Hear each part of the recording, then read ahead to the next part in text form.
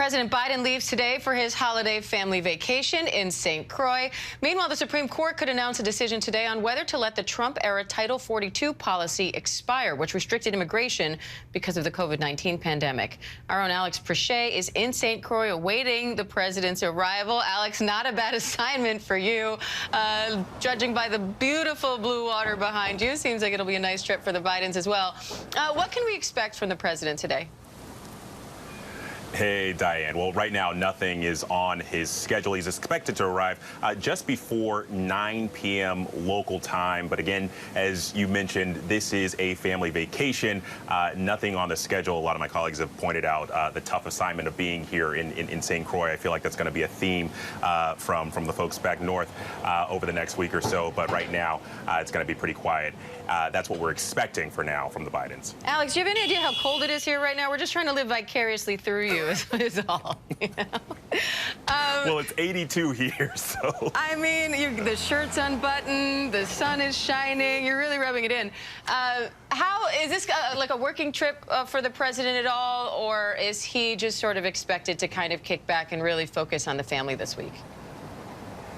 Well, we're expecting them to really kind of take this time as a vacation. But one of the things that we know that the White House has said, specifically a purpose of this trip, is the president is going to be talking with his family and deciding about his future in 2024, whether or not he is going to run. That's something we actually heard from White House Chief of Staff Ron Klain. He said that they're going to be talking about it. He expects there will be an announcement shortly after the holidays. According to Ron Klain, he says he expects the decision will be to do it. But again, that's something that the president is going to be discussing with his family, and we'll hear that later on.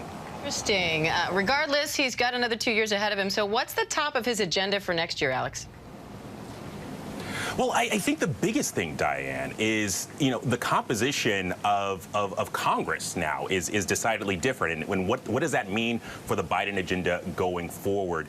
Republicans having a slim majority now in the House. That certainly changes the dynamics for legislation and also, kind of tentpole issues that Democrats have really kind of been pushing. Now, the Supreme Court could also announce a decision today on whether to let Title 42 expire. So what do we know about that? And is the president expected to weigh in from his vacation if that decision is announced?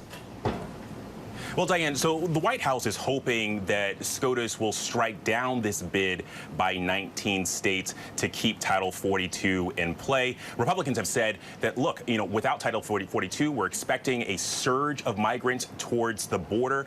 Now, Democrats would combat that by saying, look, while we do expect to see a temporary disruption, they also say that authorities at the southern border have been arresting, detaining, and removing migrants at the border more times this past year than ever before in U.S. history, and that's with Title 42 in place. So that is their response to that. But as for whether or not we would hear from Biden on this, I think it's just something we'd have to kind of monitor. But it is possible. All right, certainly keep an eye on that. Alex Prochet in St. Croix. Enjoy that difficult assignment, Alex. We'll be praying for you that you don't, get too much sunburn or overheat or anything like that. We're very concerned. Thank you, Diane. Hi, everyone. George Stephanopoulos here. Thanks for checking out the ABC News YouTube channel. If you'd like to get more videos, show highlights, and watch live event coverage, click on the right over here to subscribe to our channel. And don't forget to download the ABC News app for breaking news alerts. Thanks for watching.